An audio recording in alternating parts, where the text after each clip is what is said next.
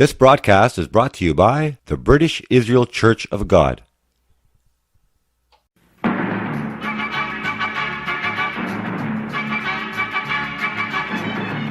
The Watchman Program. Evangelist and commentator Peter Salemi, bringing you the truth about today's world news in the light of Bible prophecy.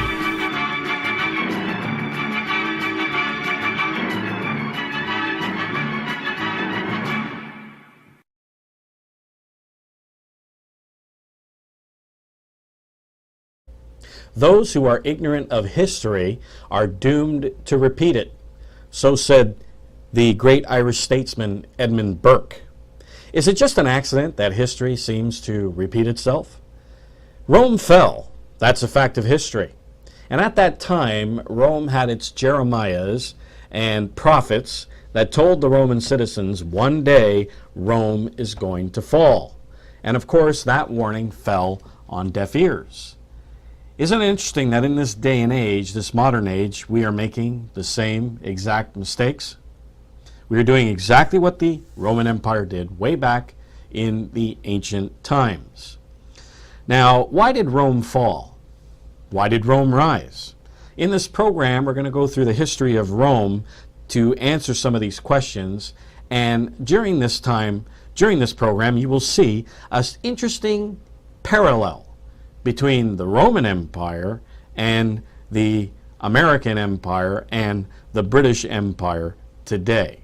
Now, before I get on with this subject, I want to offer you this free booklet, The Modern Day Romans, absolutely free of charge. All you got to do is log on to our website, britishisrael.ca. That's british-israel.ca, and it's for download only. We got this out of the old Church of God archives and uploaded it to our website. This booklet is so thoroughly researched and so well done, there was no reason for us to write another one, so we just decided to put that on our website for people to download only. And it's a very informative booklet, and you'll see the strange parallels between the fall of the just before the Roman Empire fell, the way society was, its government, the home, the family, and all the social problems that they had, crime, corruption, you name it. Everything that Rome was doing back then before it fell, you see the same things happening today in our day today. So download that booklet absolutely free of charge. Take a look at this, and I'll be right back.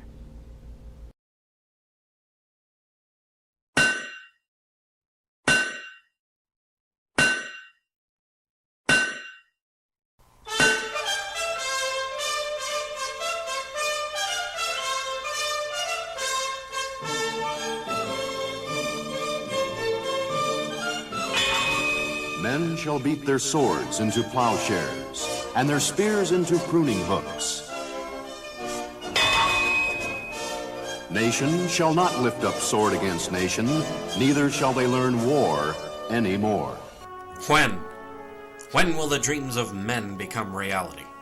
The whole message of Jesus Christ is about a soon-coming world government that will bring peace to our troubled world. For a full understanding of this message of hope about the kingdom of God, request your free booklet, What is the Real Gospel? Download your free copy at www.britishisrael.ca. For a free hard copy, call or text your order at 905-447-4415 or 416-898-7407. Today we see in our countries mass demonstrations, student unrest, big government, high taxes, feminism and the women's liberation movements, the gender roles being blurred, governments following trends, being politically correct. We also see the breakup of the home, high divorce rates, the emasculating of males in our society, skyrocketing crime, and of course government corruption, and little or no interest in religion. These are the things that are plaguing our societies today. But believe it or not, before Rome fell, these exact things were happening too. the Roman Empire. Now, we know more about Rome than any other ancient civilization. And as I mentioned, Rome had its prophets and Jeremiahs. And they went around and they said, Rome is going to fall. And people said, how can they say that? The glory of Rome fall? They didn't believe it. It fell on deaf ears. No one took the warnings seriously. But Rome fell. And the reason it fell is because of the filthy, depraved practices, division, multiculturalism. They had refugees come in, heavy immigration, the breakup of a home, high divorce rates. Rome forgot its identity. All these things contributed to the fall of the Roman Empire. And Rome fell because it was so decayed from within that the whole empire fell on itself. So these are the things that made Rome fall. Now, before we get into some of those in detail, why did Rome rise? What were the contributing factors that contributed to the rise of Rome? Well, first of all, strong family units with the authority of the father in place.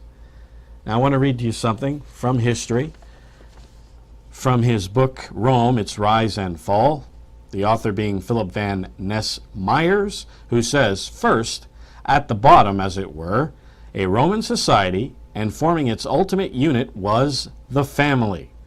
The most important feature or element of this family group was the authority of the father. That was the most important feature. It would be difficult to overestimate the influence of this group upon the history and destiny of Rome. It was the cradle of at least some of those splendid virtues of the early Romans that contributed so much to the strength and the greatness of Rome that helped to give her dominion of the world. So Rome had strong family units. Parents were responsible for bringing up the children, and they didn't leave it in the hands of the state. Now, they did that later, but in the beginning, when Rome was rising, parents were responsible for bringing up their own children. Now, I could read you a bunch of quotes on all these points. I'll read some points, some sources when I go through some of these points, but I'm not going to go through all of them, or I'm just going to sit here and I might as well just read the whole booklet for you. So I'm just going to skim through some of these points. Now, when the parents brought up these children, they became law-abiding citizens. They understood about authority. They weren't rebellious against authority. They were law-abiding citizens. Number 4, hard work and sacrifice was what made Rome great. They were empire builders. Notice what this source says from the RomanEmpire.net. It says, naturally, the famous Roman army is also a major contributor to the building of the empire. And then it talks about the different civilizations that it conquered and defeated. And it says, it is much debated how they actually got into all these wars. Generally, it is understood that they were brought into all these conflicts by either themselves or their allies being attacked. So they were attacked first, and so it says, and by winning, they so acquired the vanquished foe's territory. So they conquered their territories, and they became empire builders. Hard work and self-sacrifice. And then number 5, education. In their education, they had good education. It was about building strong character and to be educated and wise, to be leaders and builders. And so education was one of the contributors to the building of the Roman Empire. And then when the Roman Empire became successful and it became rich, then social changes started to happen. And the society started to change dramatically. Number 1, the male authority and leadership was taken away. Now I want to read to you a quote here about this.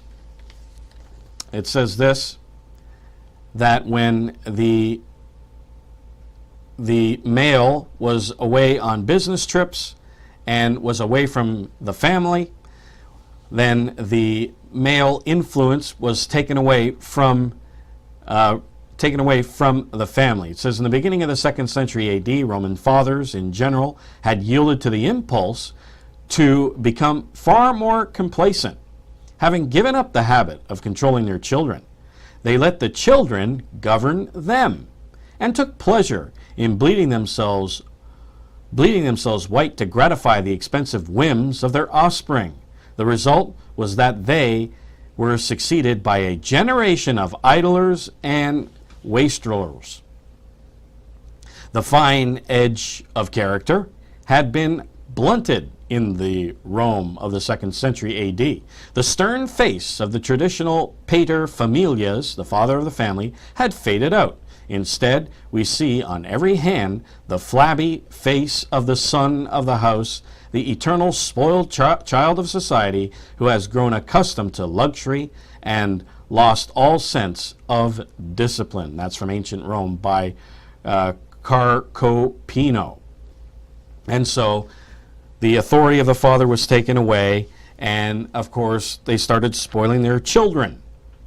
And what you see is a bunch of spoiled brats, and the father and also the mother didn't care what their children did. They didn't discipline them. Sound familiar? Sounds like our modern day today. Another, the attitude towards marriage and sex began to ease, and high divorce rates and spoiled children began to rule the home. So high divorce rates started to take place in the Roman Empire, and they took away the male authority out of the home, and the males became totally emasculated. Now, there was the battle of the sexes. Within the marriage themselves, women would compete against the men.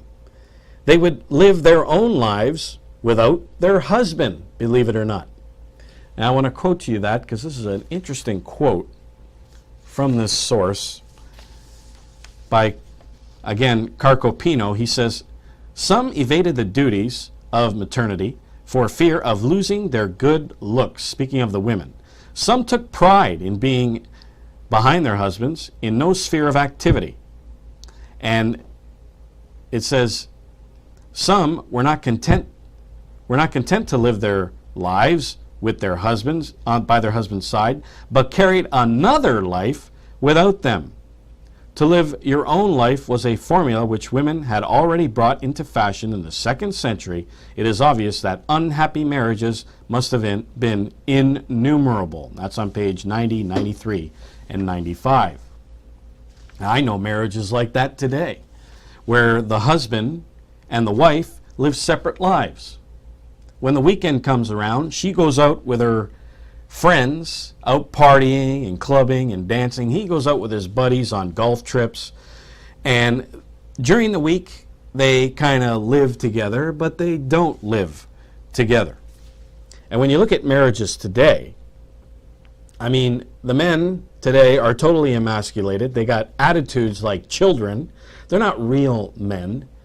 And the women come into this marriage, they're like, I don't need no man to find who I am.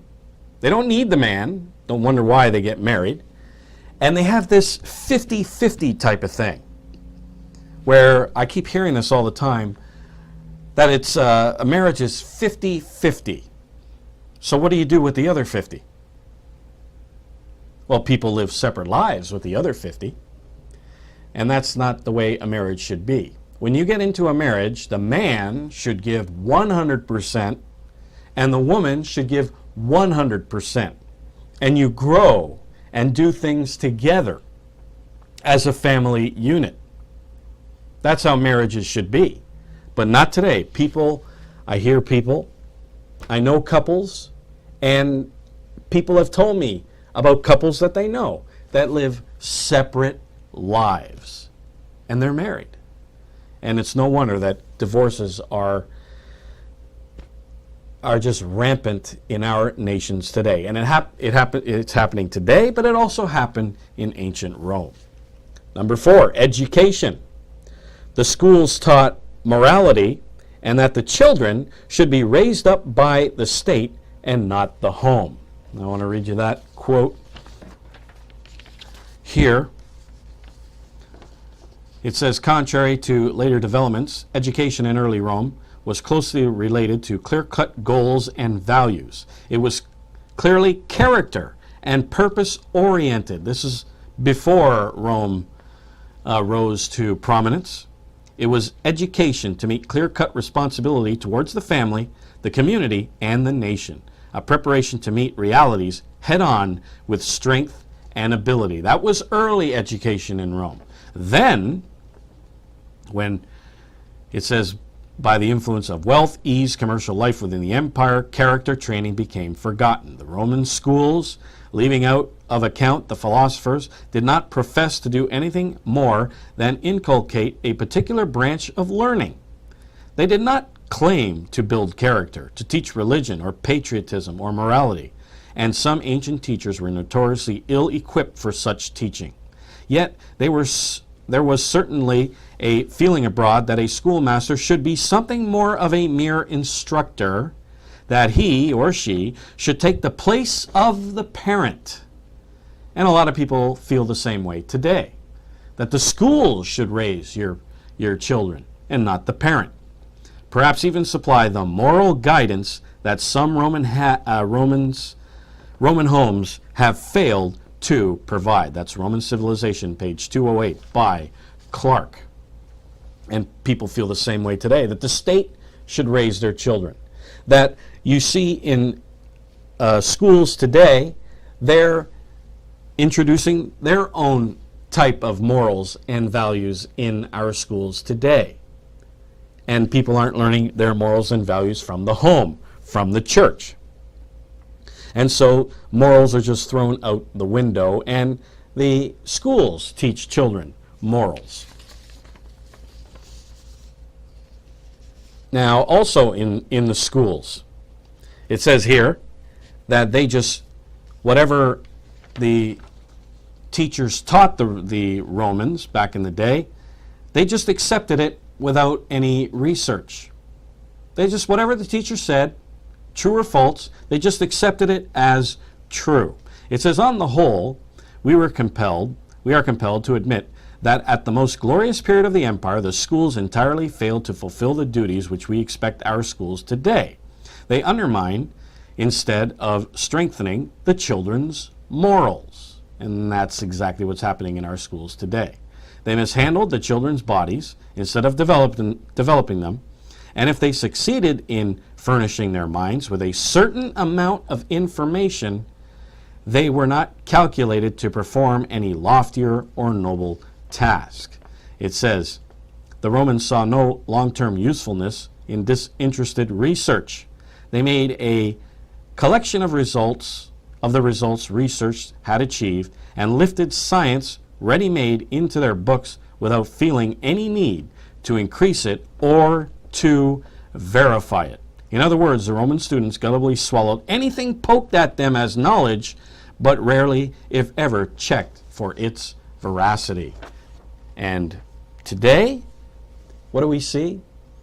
We see the school system teaching our children one way to think. They teach them half-truths and lies and pawning it off as truth, and the children just take it in without verifying if these things were true, or not. So this is what's happening in our educations today, and it happened in ancient Rome. Number 5, religion. In the beginning, Rome had a strong religious base. People lived their religion. They practiced it. And it was a unifying force in the empire. But eventually, the Romans stopped practicing their religion, and eventually it became just a bunch of empty rituals with no meaning. I want to read you something from Tremblay in his article, 5 Reasons Why Rome Fell. It says here, the fragmentation of religion. It says there were so many gods, for so many special causes and towns, especially because the Roman religion imported gods from the Hellenistic culture, that's the Greek culture, that the ancient pagans despaired of having any uniformity. And over the years, they increasingly found it difficult to find meaning in the rituals or even to believe the veracity of their own creed. So they didn't believe in their religion anymore. It was just it was just full of empty rituals with no meaning. And today, we see the same thing. People don't practice Christianity anymore. They go to church twice a year, Christmas and Easter. And when they're in church, they don't listen to the sermon. They just kind of look around and look at the stained glass and look at people's hats or look at what people wear, and they look at their watches an hour, and they're in there for an hour, and it's just a bunch of empty rituals, people just going through the motions, and they don't practice Christianity in their lives. And so what happened to the ancient Romans is happening today. And in the Roman Empire itself, the Romans, because of heavy immigration, these other religions that the immigrants had were practicing their religions, and those were the religions that were alive in the Roman Empire. But the Romans themselves, their religion was just a bunch of empty rituals with no meaning for them. And that's exactly what's happening in our nations today. Another contributor to the fall of the Roman Empire was big government. Now, I want to read you something from Tremblay again. It says here, the centralization and expansion of government. Take, for instance, in the 3rd century, the 200s AD, Ralph Martin Novak, author of Christianity in the Roman Empire, provides a sobering statistic of a 3rd century Rome which serves as a warning to our U.S. government. It is estimated that whereas at the start of the 200s AD, the Roman emperors employed about 300 to 350 full-time individuals administering the empire. By 300 AD, this number had grown to some 30,000 or 30,000 to 35,000 people. The central government of the Roman Empire had become so bureaucratic and top-heavy that in order to sustain it, the sources of wealth ran dry through heavy taxation.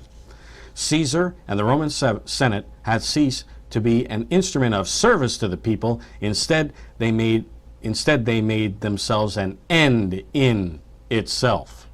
So big government contributed to the fall of the Roman Empire. High taxes, defense spending, welfare state. This is what happened to the Roman Empire. I want to read you this from history.com. It says, at its height, the Roman Empire stretched from the Atlantic Ocean all the way to the Euphrates River in the Middle East. And it says, with such a vast territory to govern, the empire faced an administrative and logistical nightmare. Even with their excellent road system, the Romans were unable to communicate quickly or effectively enough to manage their holdings. Rome struggled to marshal enough troops and resources to defend its borders from local rebellions, outside attacks, and by the 2nd century, the Emperor Hadrian was forced to build his famous wall in Britain just to keep the enemy at bay. He built the wall, and that's what Donald Trump wants to do. He wants to build a wall along the southern border with Mexico. As more and more funds were funneled into the military upkeep of the empire, the technological advancement slowed, and Rome's civil infrastructure fell into disrepair. And Donald Trump said the same thing. He says, we are spending too much on NATO. On our last broadcast, we showed you the clip. He says, we are spending too much on NATO, and that our infrastructure is crumbling, and we need to stop the defense spending. And the United States spends $600 billion on defense spending. We need to stop and rebuild our infrastructure here at home. What happened to the Roman Empire just before it fell is happening to the United States today. A welfare state. Let me read you this quote. about the Roman Empire back in the day. It created a welfare state just before it fell. It says here, another significant factor that contributed to the breakdown of the character and spirit of the populace was welfare. The dole became a way of life. Roman wealth and government welfare spoiled the citizenry. Many became so accustomed to government doles of food and other services that the government could ill afford to cut down these services lest it faced a major uprising. Try and do that today. Cut the services and welfare programs in our countries today and see what happens. At times, the city of Rome had from 1/3 to 1/2 of the population receiving part or all of its subsistence from public charity.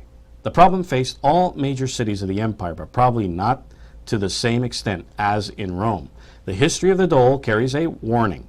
Even under the empire, it became a permanently demoralizing factor in the social and economic life. People were schooled to expect something for nothing, and that's in his book by Haskell, The New Deal in Old Rome, How Government in the Ancient World Tried to Deal with Modern Problems, page 228 and 229. So welfare, creating a welfare state, became one of the factors that contributed to the fall of Rome. And Rome became the world policeman. And that's exactly what the United States has done. They became the world policeman, global cop. And Donald Trump says we need to stop with that, and we got to look towards America and start rebuilding America. Another major contributor to the fall of Rome is heavy immigration. I'll read you from Tremblay. He says this: low birth rates. During the centuries that followed Christ's ascension into heaven, the Roman Empire had already experienced a huge drop in the birth rate. This trend started when Augustus, the Roman emperor, reigned. He even had different incentives for families to have more children, but it was too late. The trend started and it couldn't stop. Before Augustus, it wasn't unusual for couples to have up to 12 children. In the decades which followed, couples, much like today, only had 1 or 2 children at the most. Eventually, the city of Rome went from 1 million inhabitants to less than 50,000. Depopulation had a devastating effect on both the Roman Empire as well as ancient Greece. So low birth rates, because of their low birth rates, they had heavy immigration. And because of heavy immigration, Rome lost its identity. I wanted to read you this from an article, The Failure of Multiculturalism and How to Turn the Tide. This article from frontpagemag.com. It says here that, like ancient Rome, it no longer believed in the superiority of its own civilization. It will fall because it foolishly believes that all cultures are equal and there is no reason why we should fight for our own culture in order to preserve it. They lost the pride of their power. They didn't have any pride in their culture, and they lost their identity. So they didn't fight for it anymore. So when the barbarians came and attacked Rome, it was an easy target because they didn't believe in the glory of Rome any longer, because it had such a mixed population. Who was a Roman? They asked the question, what is an American? What is a Canadian? What is a Briton? What is a British person? No one knows. They lost its identity, as I keep insisting, that if you continue with heavy immigration, Canada has lost its identity already, and there is nothing to fight for. There's nothing to be patriotic. Be patriotic of what? We don't know what a Canadian is anymore. We don't know what an American is anymore. This failure to defend our own culture has turned immigration into the most dangerous threat that can be used against the West. Multiculturalism has made us so tolerant that we tolerate the intolerant. It says, when in Rome, do as the Romans do. It says, this is an absolute truth. an obvious truth. If you move somewhere, you must adopt to the laws and customs of the land. Will Durant, the famous 20th century American historian, wrote that a great civilization cannot be destroyed from outside if it had not already destroyed itself from within. This is exactly what happened here in Rome 16 centuries ago. In the 5th century, the Roman Empire fell to the Germanic barbarians. There is no doubt that the Roman civilization was far superior to that of the barbarians, and yet Rome fell. Rome fell because it had suffered a loss of belief in its own civilization. It had lost the will to stand up and fight for survival. Rome did not fall overnight. Rome fell gradually. The Romans scarcely noticed what was happening. They did not perceive the immigration of the barbarians as a threat until it was too late. For decades, German barbarians, attracted by the prosperity of the empire, had been crossing the border, and eventually they, from within, started riots, heavy immigration, and attacked it from within, and it was so weak the Romans didn't believe in their culture anymore, and Rome was an easy target from the enemies from without to attack it. Rome also accepted refugees. Let me read you this. This is an interesting quote. It says here, a new terror attack struck the fringes of the empire. Hordes of the terrible Huns were sweeping across the continent. Many German tribes fled in horror and sought Roman help. AD 376, Empire Valens permitted 1 million or so Goths to seek refuge within the empire. The Goths came as suppliants for protection, food, and shelter. If they were given lands and basic supplies, they promised that they would lead peaceful lives and provide auxiliaries for Rome's defense if required. Sounds familiar, doesn't it? They're taking in all these refugees in Europe. About 1 million refugees have already gone into Europe, and they say they want jobs, and they want to contribute to society. The Goths said the same thing. Then it says the Goths, when they migrated into the empire, were allowed to keep their arms. By their greediness, the newcomers were defrauded of promised supplies, and then they were driven into open rebellion. And that's from A Short History of the Roman People, page 19. And then it says the emperor was killed in battle. In an effort to control the insurgents, the Goths surprised the legions by introducing mounted cavalry, which cut the Roman forces to ribbons. The Goths were finally given lands, but it was the beginning of the end. The story was to be repeated again and again in varying forms, with many chieftains. The barbarians, though often militarily inferior, continuously took advantage of the corrupt, internally weak, and untrustworthy Roman government and military command. And so, it says Rome took a calculated risk, and they lost. They created Frankenstein monsters, and they turned on Rome and destroyed her. These are refugees that came in, and they let them in, and there was rebellion, and it destroyed Rome. It was the beginning of the end. And what are we seeing in the EU?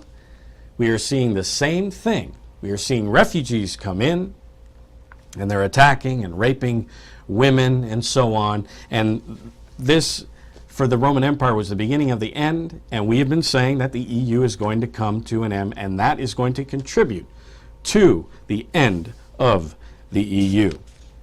So what we see in our day today happened during the time of the fall of the Roman Empire. And finally, sports. Rome was obsessed with sports. And Rome, they could care less what was happening in politics or what was happening in other parts of the empire. They didn't know anything about that, but they knew all the gladiators' names. They knew what was happening in the arena. All they cared about was sports. All they cared about was the gladiators and the games. And the same thing is happening today. People are willing to spend their paychecks to go see a sporting event, to go see a particular singer, to go see their favorite actor or whatever. And it's okay to spend $500, $1,000 for a pair of tickets to go see their favorite singer and actor. That's all right. And where do you think that money goes? Well, it goes into the actor's pocket so they can go out and buy, expensive cars, mansions, spend it on their perverted lifestyle. But that's okay. That's okay with society today. But give money to the church, to give money to minister to people through the church, to preach the gospel? Well, can't do that. Are you insane? Can't give money to the church. That's the attitude today. People don't want to give money to things that matter, things that are important. They want to give it to things that are just not important. To fund basketball, because that's where your money goes. It goes to fund sports. To watch a guy take a ball and throw it into a net. Or watch a guy take a golf club and hit a ball into a hole.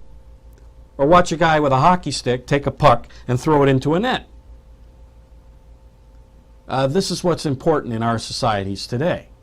And it was important to the Romans as well. They cared more about sports than what was happening in the empire, and that contributed to the fall of Rome. Now, lastly, I thought I said that was last, but actually lastly was the culture of death.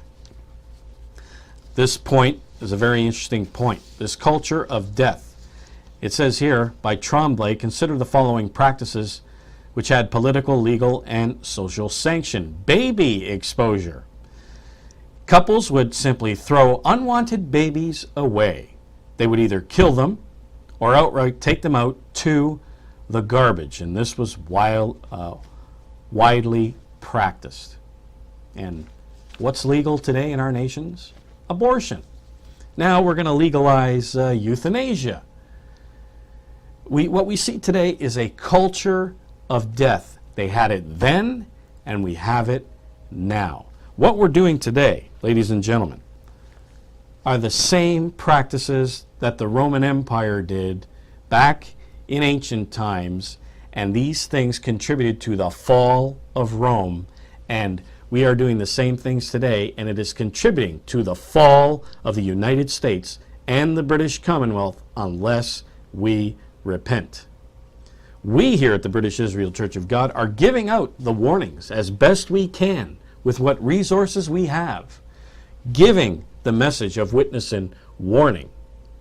And God willing, it doesn't fall on deaf ears.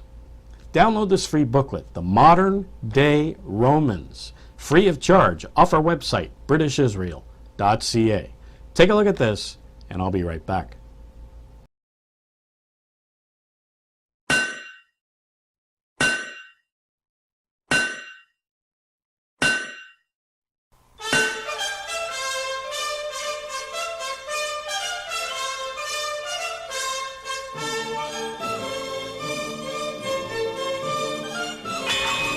Men shall beat their swords into plowshares, and their spears into pruning hooks.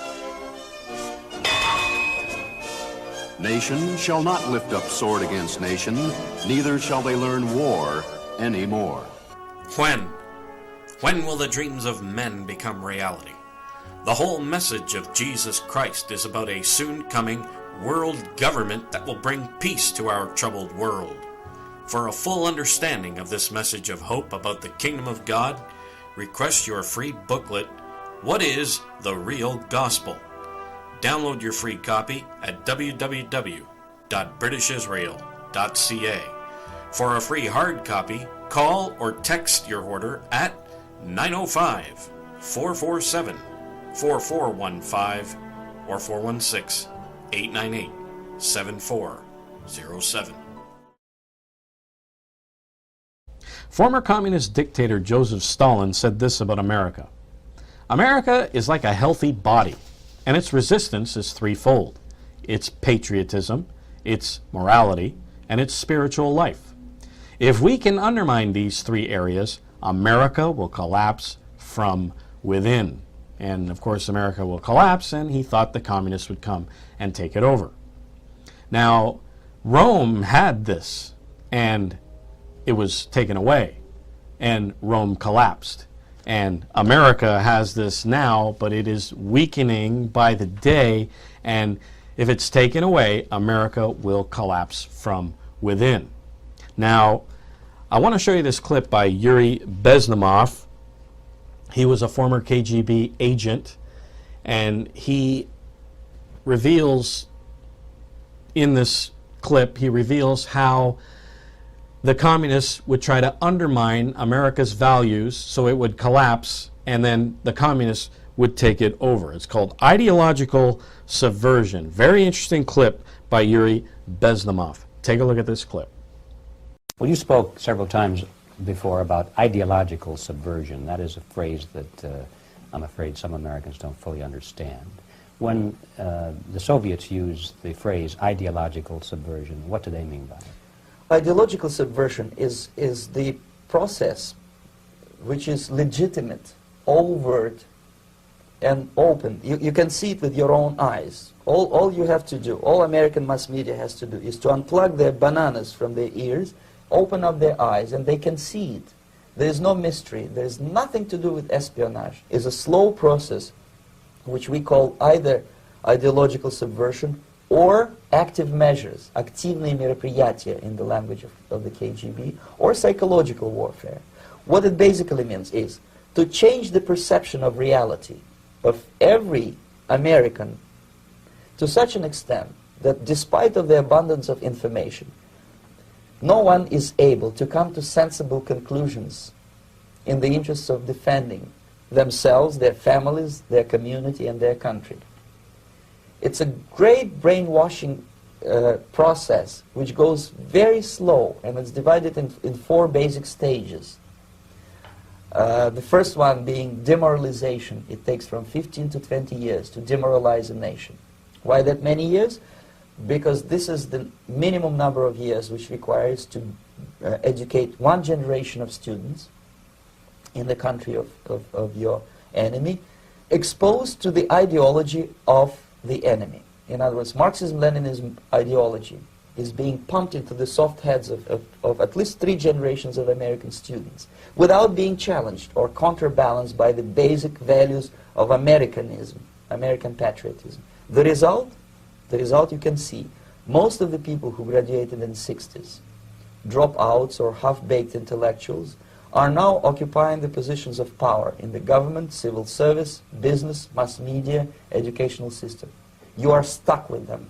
You cannot get rid of them. They are contaminated. They are programmed to think and react to certain stimuli in a certain pattern.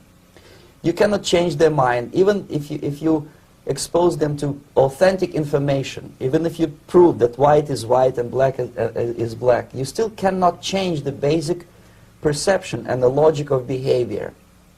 In other words, these people, the process of demoralization is complete and irreversible.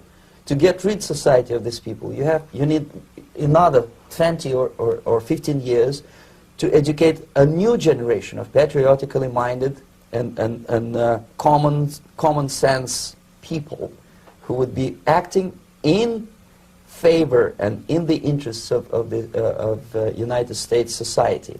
And yet these people who've been programmed and, as you say, in place, and Yes. who are favorable to an opening with the Soviet concept, these are the very people who would be marked for extermination in this country? Most of them, yes. Simply because the psychological shock when they will see in future what the beautiful society of equality and social justice means in practice, obviously they will revolt. They will be very unhappy, frustrated people. And the Marxist-Leninist regime does not tolerate these people. Obviously they will join the links of dissenters, dissidents. Unlike in present United States, there will be no place for dissent in future Marxist-Leninist America. Here you can get popular like Daniel Ellsberg and filthy rich like Jane Fonda for being dissident, for criticizing your Pentagon. In future, these people will be simply squashed like cockroaches. Nobody is going to pay them nothing for their beautiful, noble ideas of equality. This they don't understand, and it will be a greatest shock for them, of course. The demoralization process in the United States is basically completed already. For the last 25 years. Actually, it's overfulfilled, because demoralization now reaches such areas where previously not even Comrade Andropov and all his experts would even dream of such a tremendous success. Most of it is done by Americans to Americans, thanks to lack of moral standards. As I mentioned before, exposure to true information does not matter anymore. A person who was demoralized is unable to assess true information. The facts tell nothing to him. Even if I shower him with information, with authentic proof, with documents, with pictures, even if I take him by force to the Soviet Union and show him concentration camp, he will refuse to believe it until he is going to receive a kick in his fat bottom. When a military boot crashes his, then he will understand, but not before that. That's the tragic of the situation of demoralization. So basically America is stuck with demoralization, and unless, even if you start right now, here, this minute, you start educating new generation of Americans, it will still take you 15 to 20 years to turn the tide of ideological perception of reality back to normalcy and patriotism. The next stage is destabilization. This time, subverter does not care about your ideas and the patterns of your consumption. Whether you eat junk food and get fat and flabby, it doesn't matter anymore. This time, and it takes only from 2 to 5 years to destabilize a nation, what matters is essentials: economy, foreign relations, defense systems.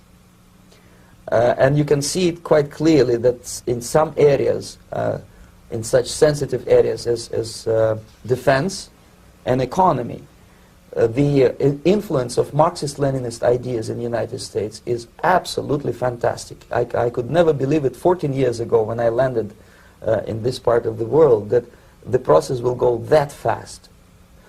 The next stage, of course, is crisis. It may take only up to 6 weeks to bring a country to the verge of crisis. You can see it in Central America now. And after crisis, with a violent change of power, structure, and economy, you have so-called the period of normalization. It may last indefinitely. Normalization is a cynical expression borrowed from Soviet propaganda. When the Soviet tanks moved into Czechoslovakia in '68, Comrade Brezhnev said, "Now the situation in brotherly Czechoslovakia is normalized." This is what will happen in the United States if you allow all these schmucks to bring the country to crisis, to promise people all kind of goodies and the paradise on earth, to destabilize your economy, to eliminate the principle of free market competition, and to put a big brother government in Washington, D.C., with benevolent dictators like Walter Mondale, who will promise lots of things, never mind whether the promises are fulfillable or not. He will go to Moscow to kiss the bottoms of new generation of Soviet assassins. Never mind, he will create false illusions that the situation is under control. Situation is not under control. Situation is disgustingly out of control. Most of the American politicians, media, and educational system trains another generation of people who think they are living at a peacetime. False. The United States is in the state of war, undeclared total war against the basic principles and the foundations of this system. And the initiator of this war is not Comrade Andropov, of course. It's the system. However ridiculous it may sound, the world communist system or the world communist conspiracy, whether I scare some people or not, I don't give a hoot. If you are not scared by now, nothing can scare you. But you don't have to be paranoid about it. What actually happens now, that unlike myself, you have literally several years to live on unless the United States wake up. The time bomb is ticking. With every second, the disaster is coming closer and closer. Unlike myself, you will have nowhere to defect to, unless you want to live in Antarctica with penguins. This is it. This is the last country of freedom and possibility.